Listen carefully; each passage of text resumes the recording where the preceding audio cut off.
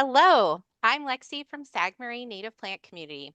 Today, Keith Sykora is sharing a designer's guide to some of the best native plants for the home landscape.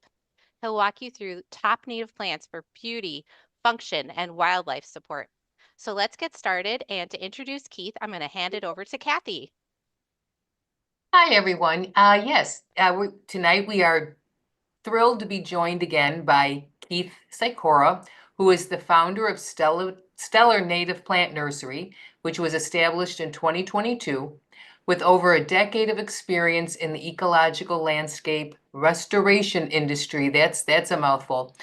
Keith has held diverse roles, including field technician, crew foreman, field superintendent, and project manager.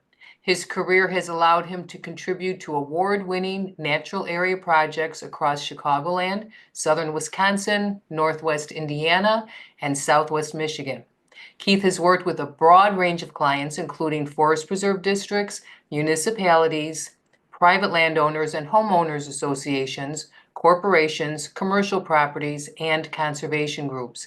His extensive field experience gives him a deep understanding of how to execute successful restoration projects and select the perfect native plants for every situation.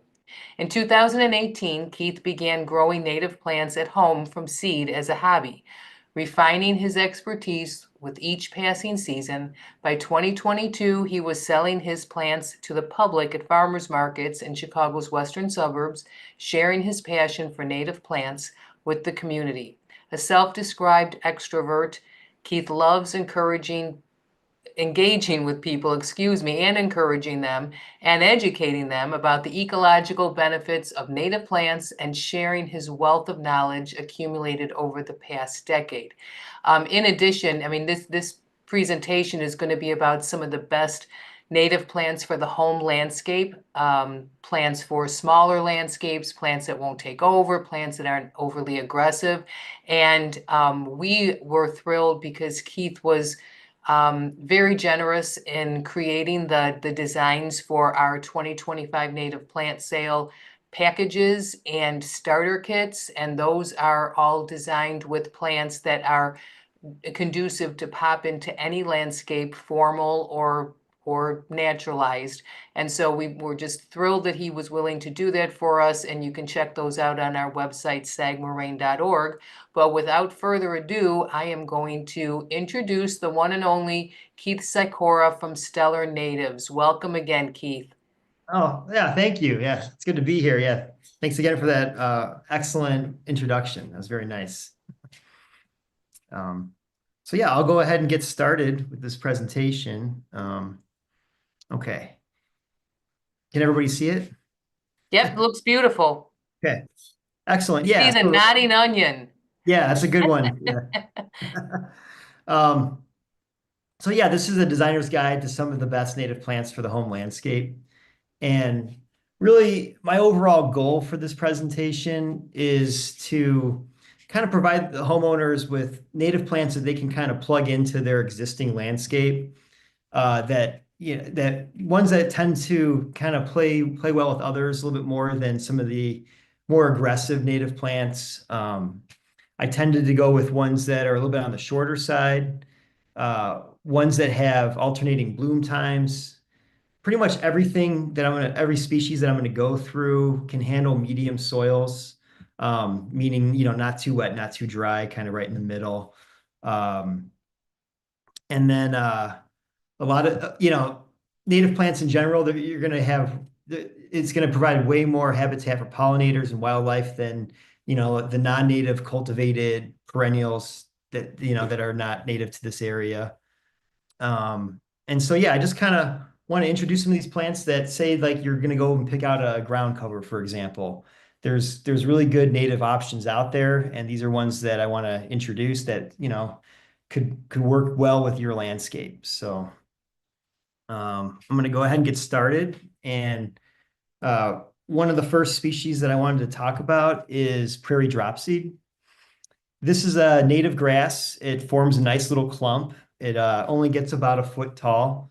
Actually, when it flowers, the flower can stick up a good, 2.5 feet or so. but you already see this one a lot in landscaping. It's a native plant that is kind of crossed over because it has such a nice dramatic look. It kind of, creates this nice mound. Uh, the photo on the right is a customer who really likes prairie dropseed, and what we did was we got a few flats of plugs of prairie dropseed, and we planted them, spacing them about a foot apart from each other. And so by planting them kind of tight from the beginning, it created this nice sort of wavy kind of cloud of prairie dropseed. And and then you can kind of see right hiding in there, that's actually a baptisia that we put in. So we have some of those that are going to get bigger this year and bloom, and it's going to be a nice complement, a nice large baptisia. That's a blue wild indigo mixed in there.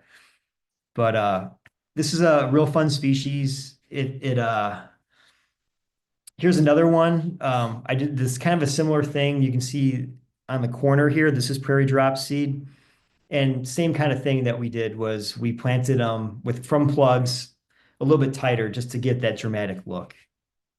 You can, like I did in the first photo, this one on the left, you can see when they're planted further apart, you get this like the individual clumps. And that's kind of a nice look if you're looking for something more traditional.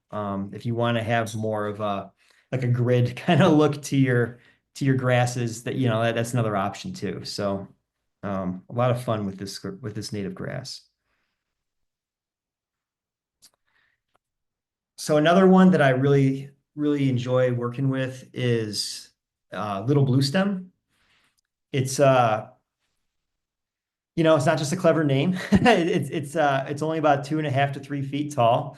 It has this beautiful blue color with a little bit of purple mixed in it throughout the season. In the fall, it'll turn red and it gets these nice fuzzy white seeds on them.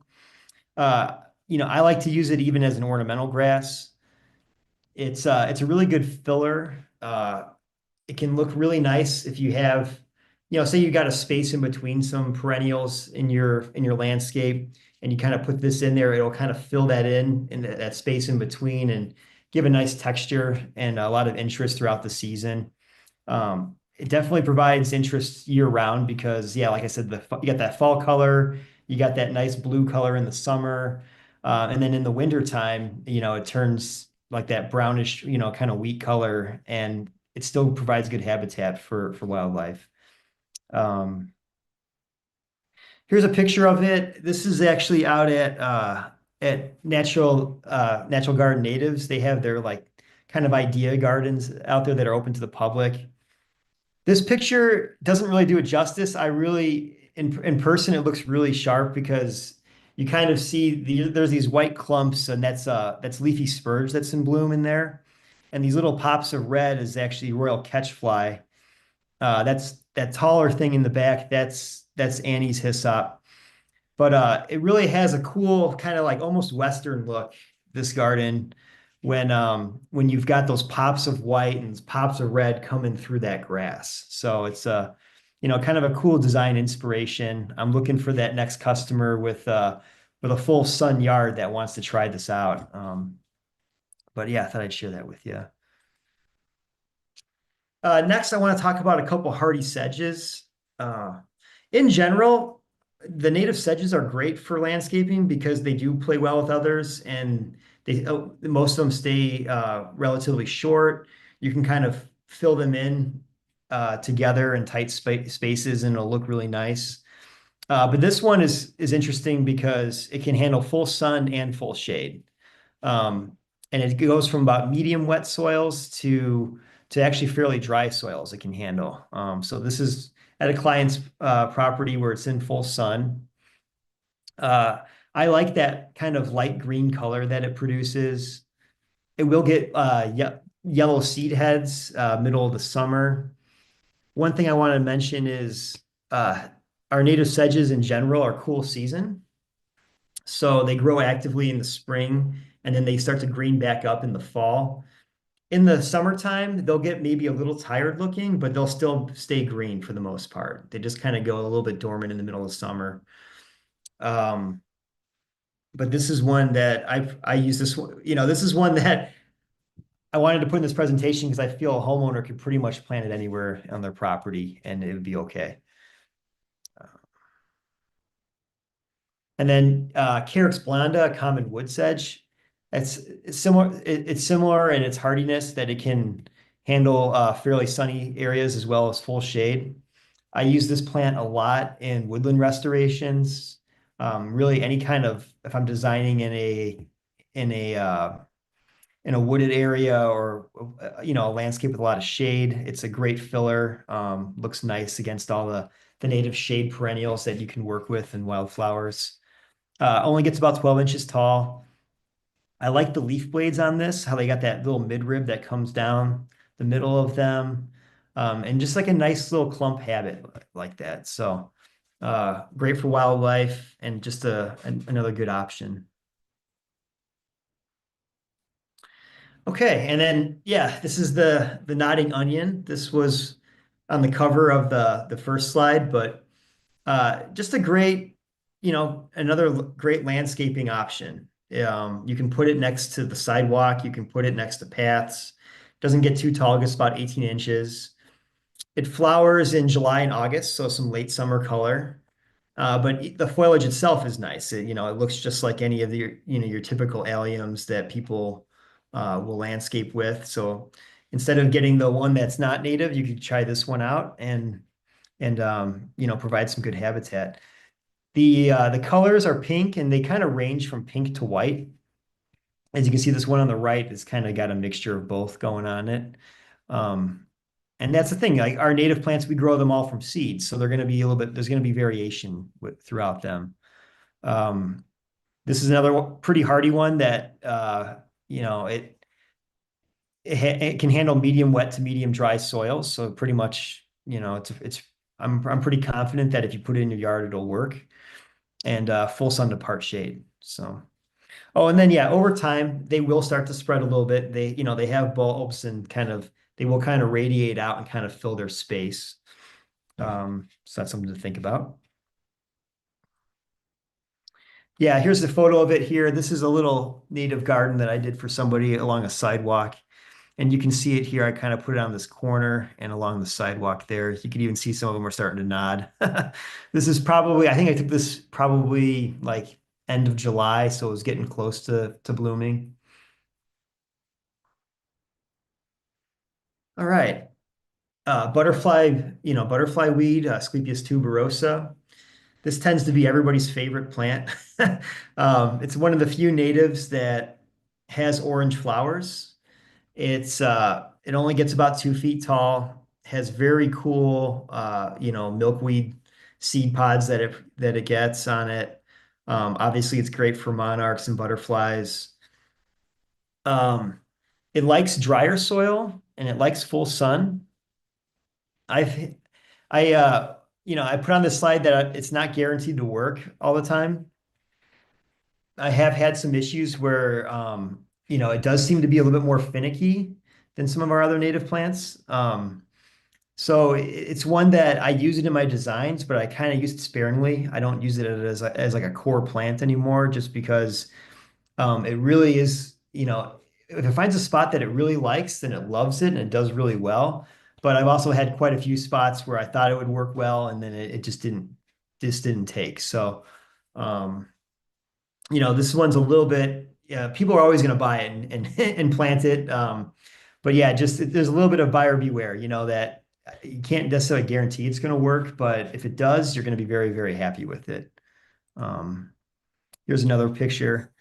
This is at a project I did in Naperville. It was like one of those little islands of turf grass initially that was in the middle of a cul-de-sac. And this picture makes me kind of proud because I grew all that butterfly milkweed from seeds. So that's some of my own stuff. That's year 2, and it did really well. So yeah, move on. Baptisia australis, this is the blue wild indigo.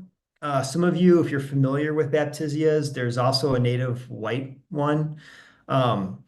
The blue one kind of grows more vase-shaped from the base and flowers, whereas the white one grows it kind of grows kind of spindly from the base, and then it almost forms like a wreath about halfway up, and it's very interesting. It looks really good in a prairie, the other one. But this wild blue indigo is great for landscaping because of its growth habit. Um, it is you can basically plant it where you think you'd want to put a shrub because over time it'll get about 4 feet tall and about 4 feet wide. You can see this photo on the left.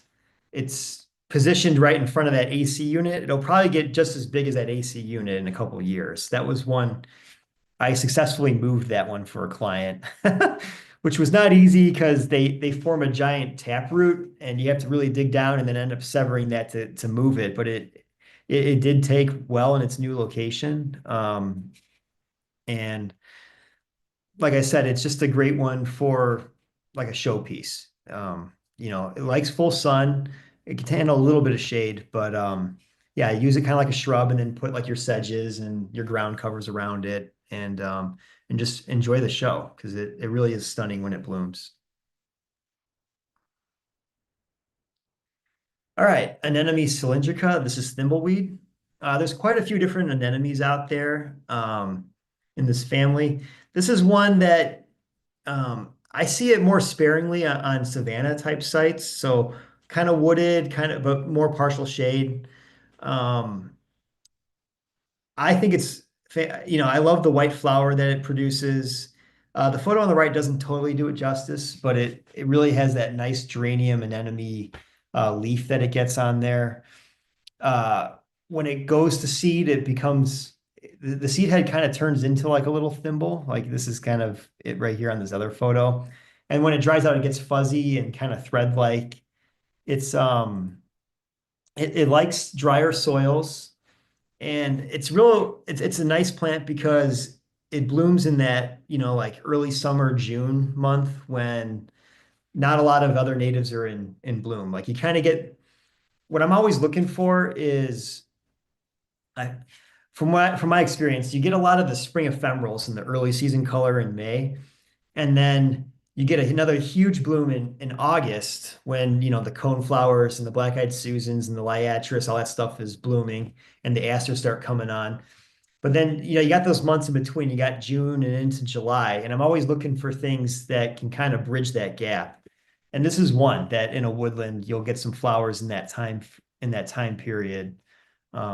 And actually, the next few species I'm going to talk about are ones that kind of bridge that gap. They're June bloomers into July. So yeah, this is a great one though. Thimbleweed, very nice. Coreopsis here. This is the lance leaf. This is same thing. It'll really start blooming in June. Um, it keeps its green foliage all summer, and then it does get a little bit of a reboot in the fall. You'll get fewer blooms, but you will get some blooms then at the end of summer. It does respond to deadheading. So if you're kind of diligent about doing that, after they bloom in June and go into July, you can extend it. It has some interesting foliage too. They're kind of, I don't know if you can see in this photo on the left, but some of the leaves are kind of almost arugula shaped. It only stays like it's about 2 feet tall. I love that yellow on yellow daisy type flower that it produces. Um, there's another Coreopsis. It's not in this slide. It's called Coreopsis palmata. It's the prairie Coreopsis. That one gets a little bit taller, has a little bit more of a spindly kind of foliage on it. Another really nice plant. It's maybe a little bit more aggressive than this one, so that's why I didn't put it in this presentation. But they're both really, just kind of gorgeous yellow flowers early in the summer.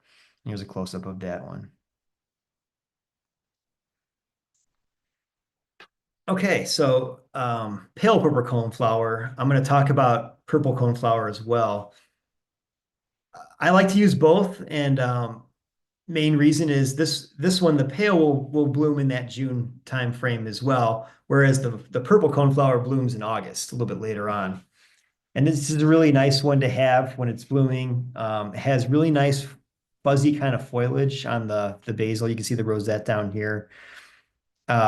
Real dramatic with those pink, light pink petals that droop down. It blooms the same time as Penstemon digitalis, which is foxglove beard tongue. I'm going to talk about that plant next.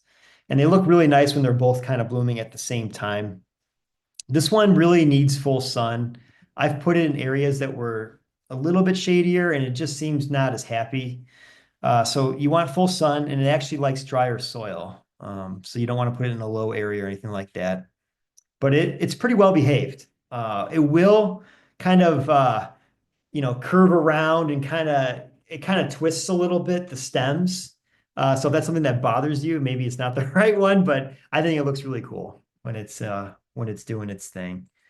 And then yeah, Penstemon digitalis, foxglove beard tongue. This is the one I was just mentioning.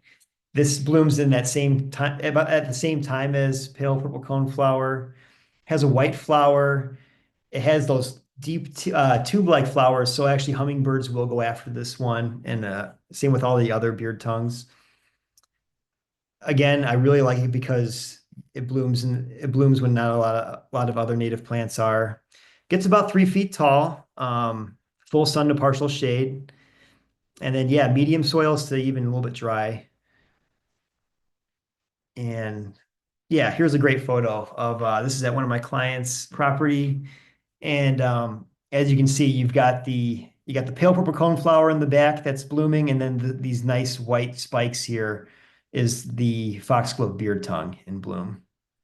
And then actually, this is a great showcase property because this is the nodding wild onion up front, and you can see it does really well along the little wall. And then over here is a ground cover I'm going to talk about in a little bit, but that's anemone canadensis, and that's Canada anemone. That's a really nice native ground cover that works in full sun and gets a white flower. Okay, so I talked about foxglove beard tongue. This is calico beard tongue. It's very similar in height and stature. It has more of a pinkish to almost maroon color flower. It will produce some white flowers as well. I love this plant. I've been using it a lot more lately because it can actually handle full shade as well as full sun. So it's one you can just kind of plug in everywhere. So if you've got a property that you're doing a design for and it's like, maybe the front yard's sunny and then it kind of curves around to the side, you can kind of still plant it throughout, the whole property. And I'll do that. It's become a real favorite of mine the past couple of years, and it's one I'm actually growing these days too. So, it's just very versatile. It needs a little bit wetter soil than the digitalis, but your typical medium garden soils, it does fine in. So. Okay, I want to talk about black-eyed Susans for a little bit. There's quite a few different species of black-eyed Susan. In my experience, Rebecca fulgida, the showy black-eyed Susan, tends to be the best for landscaping. It stays about 3 feet tall, gets real nice and bushy with lots of blooms. It hangs on to its flowers for a long time too, which is nice. It starts that into end of July, it starts blooming, and it'll keep its flowers all the way into September. It's I love Rebecca subtomentosa. That's another one, but that one gets a little bit taller. It's more in that 4 to 5 feet height. And then some of the other Rebecca's out there that are native are actually biennial, like Rebecca hirta. That one will put out a lot of color its first year, and then each year it's a heavy cedar, but it kind of starts to peter out over time. So this one's a really reliable one that you can use in a landscaping project. It'll come back every year. It's a true perennial, and you won't have to really think about it. It does its job. And then I already talked about purple coneflower a little bit. Again, I use this one and pale purple coneflower quite a bit. This is that iconic prairie plant that we see all over the place. Blooms in August. It goes into the fall. Goldfinches love it. They'll always perch on there and go after the seeds. I really like the foliage. You can see on the left here. when it's just in its green vegetative state throughout the early summer, it still looks really nice. And yeah, there's not much more I can say. It's just a very, very good landscaping plant. I've got a nice photo next here of, so this is a good example of the two plants I just talked about. This is the showy black-eyed Susan up front that's in bloom. And then you've got the purple coneflower behind it. And so really look nice when they're both doing their thing. And I recommend using them. They're great. They're great in the home landscape. And they always put on a show. You're going to get bees all over them. You're going to get butterflies. You're going to get, yeah, just pollinators everywhere. Okay. This next plant I want to talk about is Bradbury's Monarda. Many of you are probably familiar with bee balm or wild bergamot, which is Monarda fistulosa. That's a much taller, aggressive version of this, or it's Monarda fistulosa is that's the staple. That's the one you see all the time. If you're out there walking around a prairie, you're going to see that everywhere. Bradbury's is much more suitable for a landscape. It only gets about 2 feet tall. It's just a much more compact version of Monarda fistulosa, even though it's a separate species. It's not, it's not a cultivated thing. It is native. It's its own thing. But it just, yeah, it tends to work really well as a landscaping plant. The Monardas, they always have these fantastic kind of firework looking flowers, a little explosion of color on them. And they attract a lot of, like hummingbird moths and bees and all kinds of great pollinators. This one, yeah, full sun to partial, medium to medium dry. And yeah, it's like a mid to late summer bloomer. Okay, columbine. I think a lot of people are familiar with this one. It's another hummingbird favorite with the red flowers with the deep, tube flowers on them. It's blooms early in the summer, or actually like late spring, or going into summer. It's yeah, very, very well recognized. It's there's a native there's the columbine dusky wing, which is it's a species of butterfly with a skipper that this is its primary food source, so it's nice to have that on your property. It can handle pretty dry soil, and it's one that I really like including. It's one that I really wanted to include in this because, again, it's one that can handle full sun and it can also handle full shade, light conditions. So you can kind of plant it wherever you'd like. And puts on a show early in the season. This next one, this is Jacob's ladder. It's only gets about 12 inches tall. I use it all the time along paths, along bed edges. It will, you typically use it in the shade or in part shade. You can use it in the sun if you keep that site watered. Otherwise, you're better off using it in a shaded area. But again, it's just a nice, short, kind of compact plant that looks great on bed edges, in areas where you need a shorter plant. It has an awesome flower that flowers in the spring. The bloom time, unfortunately, it's shorter than I would like it to be. It's only a couple weeks. And it gets these perfect purple flowers. But once it's done, you still have that really nice green foliage for the rest of the summer, and it'll stay green, all the way till the end of the growing season. So again, it adds a nice texture. It's low profile, and it's not going to be overly aggressive or anything. So. Okay, wild blue phlox. This is kind of in a similar vein where I guess I would consider it more of a spring ephemeral. It's only gets about a foot tall. It really explodes in the early spring. You get these beautiful like pinwheel purple flowers everywhere. It will gradually start to spread by rhizomes. You see them a lot in woodlands. It's it prefers full shade to partial shade. Got some other photos of it. Yeah, this is on this one on the left. This is at a customer's property. That's a wooded lot. In early spring, I think this was like end of April last year, and it just you get these like beautiful little drifts of blue flowers, and it's low to the ground. So yeah, if you have shaded, flower beds on your property, this would be an excellent choice for that early season color.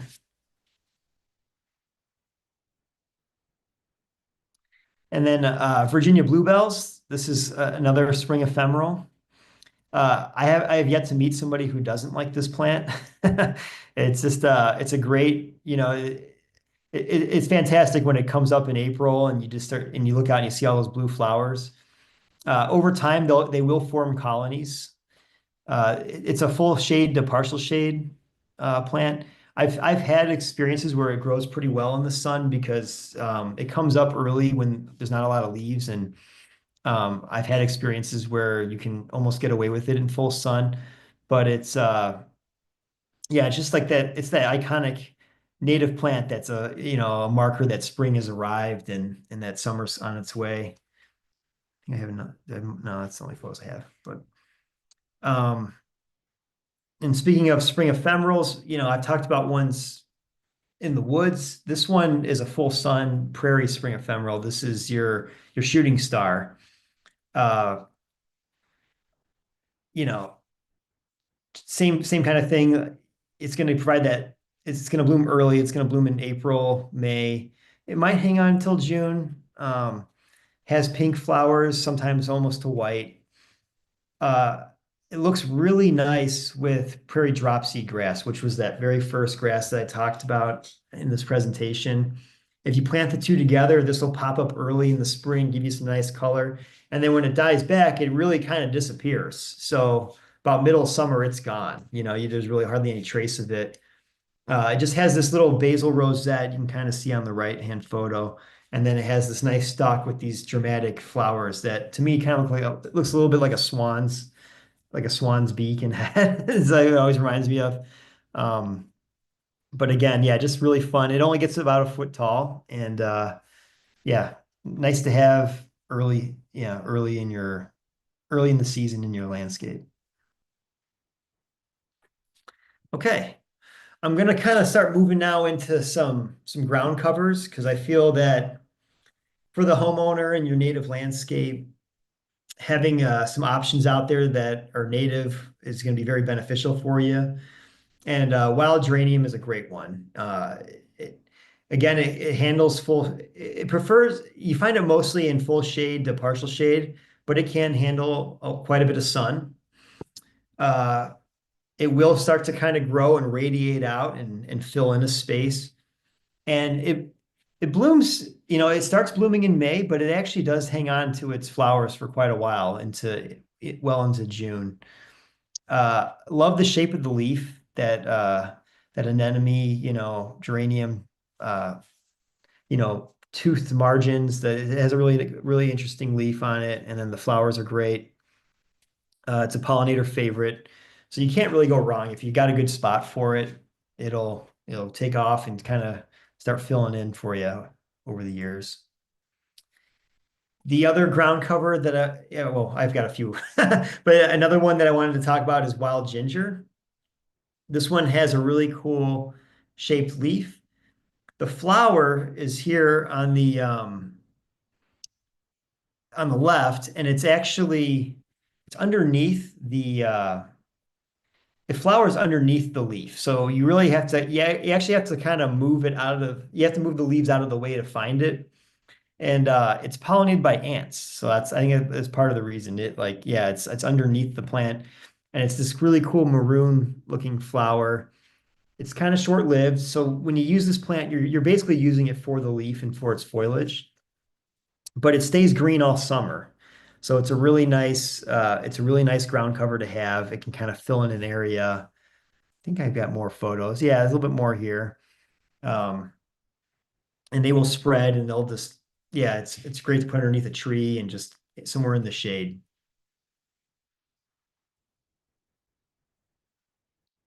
Okay, and then next is wild petunia.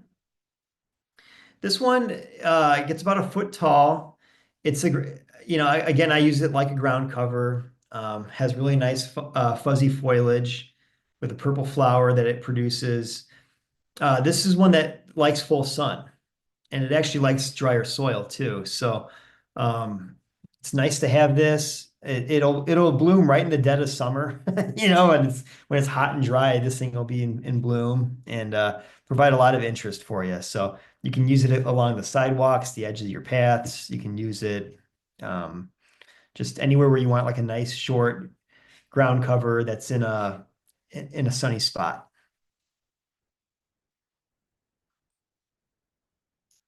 And then, yeah, Canada anemone. This is what I talked about a little bit earlier, but same situation. It likes full sun. It can handle a little bit of shade. It has these really nice white flowers that kind of look like the thimbleweed flowers. It's an anemone just like that one. But it only gets about 12 inches tall, and then it will creep out. It can be a little aggressive. So if you're going to put it in a spot, put it in a spot where you want it to fill out. Um, and then, yeah, that foliage stays green after it's done seeding out. So again, you're kind of, you know, you're using it for the foliage to fill in and keep an area nice and green. Hey Keith, can I ask you a question about these two? So Yeah. with Canada anemone, you said it can be a little aggressive, and that's what people have told me. It is not in my yard, but I think it's because it really only likes the conditions in one space, and next to that space it's too shady or something. Um, Hmm. so how big of an area do you think people should be working with for this to be a suitable plant? Yeah. You know, I guess if say like I had a 1 gallon container of it and I was putting it out there and I was putting it in like my landscape bed, I would allow it a good, maybe 3 by 3 foot space for that 1 gallon container, if that makes sense. Yes, okay. Okay, so it would work in any yard, just plant less of them. Yeah, exactly. Like you don't necessarily want to,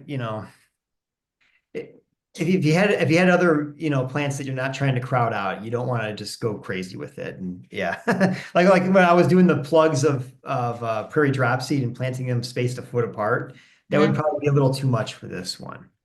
Um, And how about with the wild petunia? Some people have said that can like really take over an area. Is that true, or has that not been your experience with it? Because I planted some in my yard last year, and I'm excited about it coming.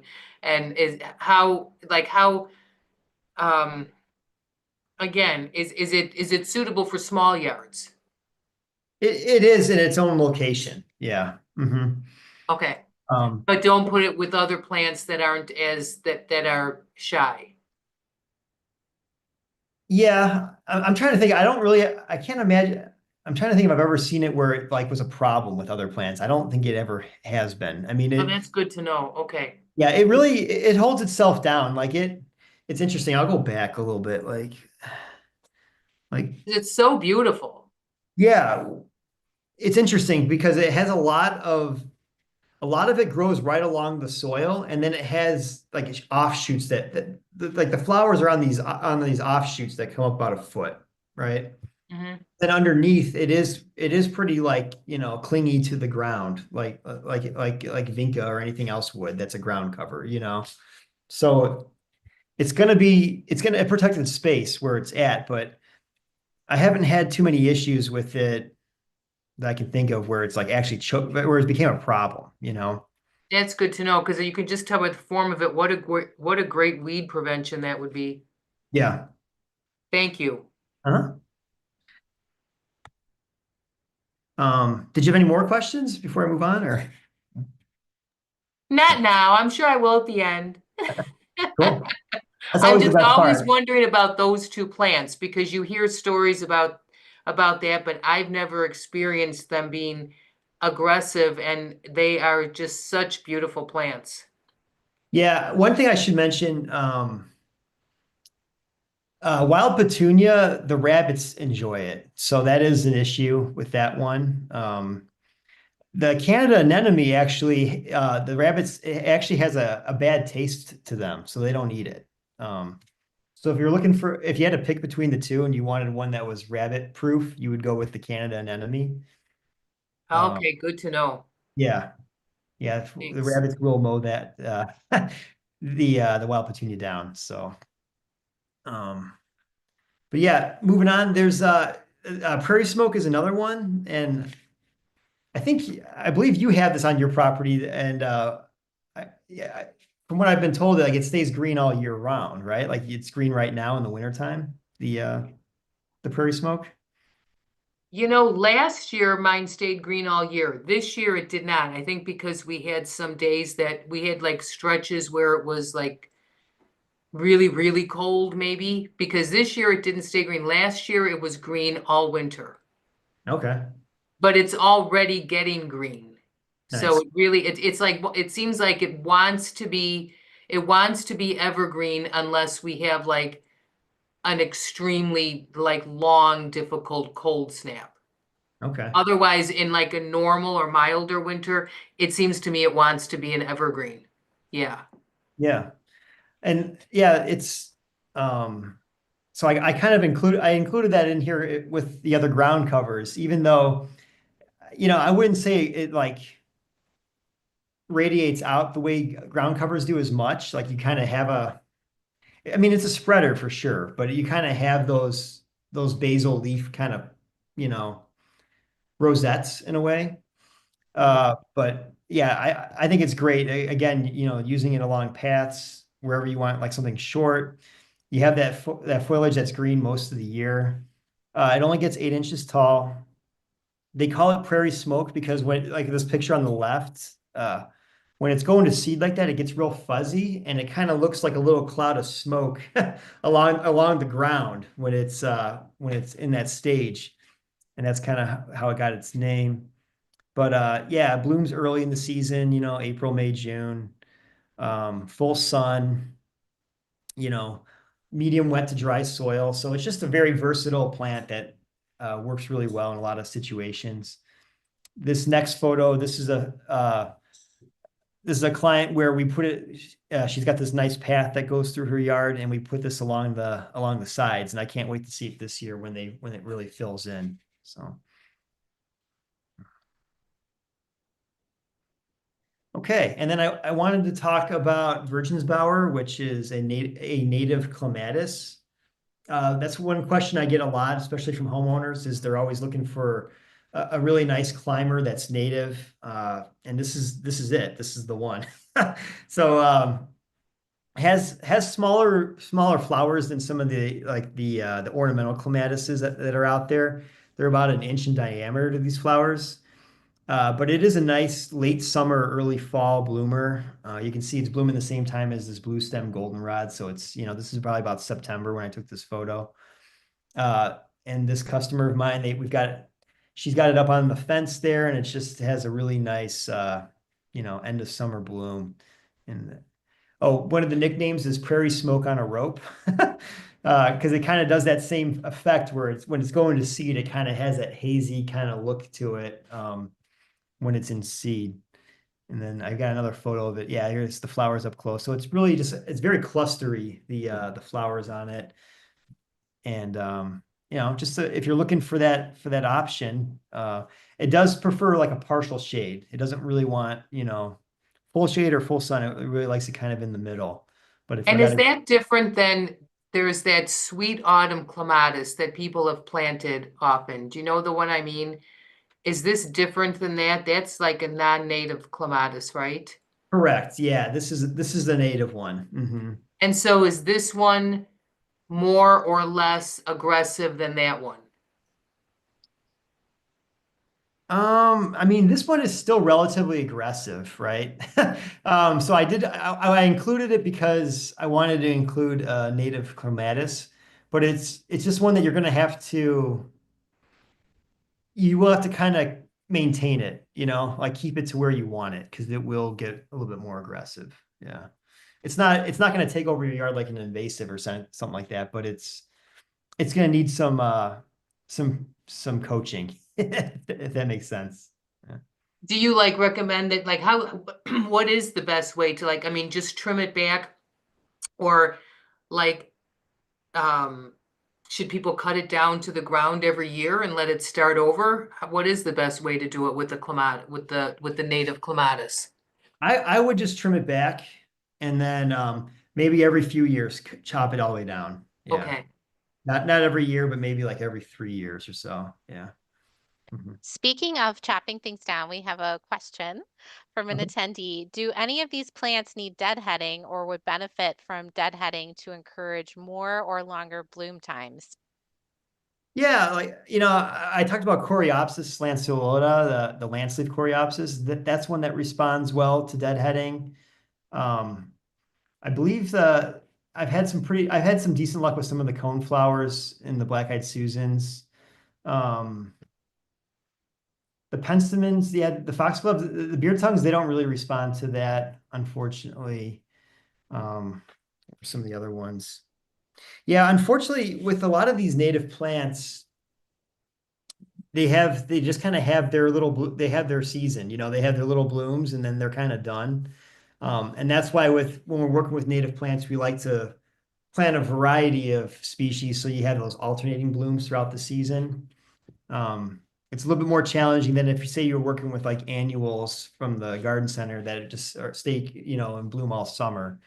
But it's well worth you know, the planning with the natives. Yeah. But I'll vouch for the fact that yes, that I experimented with that for the first time last year. I deadheaded my lance leaf coreopsis. I deadheaded one of three of them because I wanted to leave seeds for the birds because they love those seeds. Oh But yeah. I wanted to see if the deadheading would work. So I figured, well, I'll deadhead one and leave the seed heads on two. And that way I'll see if this really works. And and it really worked great. I mean, I pretty much got a full bloom again on it. Oh, that's fantastic. Yeah, and that one's fun. That plant in particular is fun. How it greens back up towards the end of the summer too. Just nice to kind of get that rebirth of it. Yeah, it's a Mm-hmm. fun plant. Yeah. We've got another question about clematis. Do I need to cut back the clematis vines from last year or leave it be? You don't have to cut it back. Yeah, you can leave it be.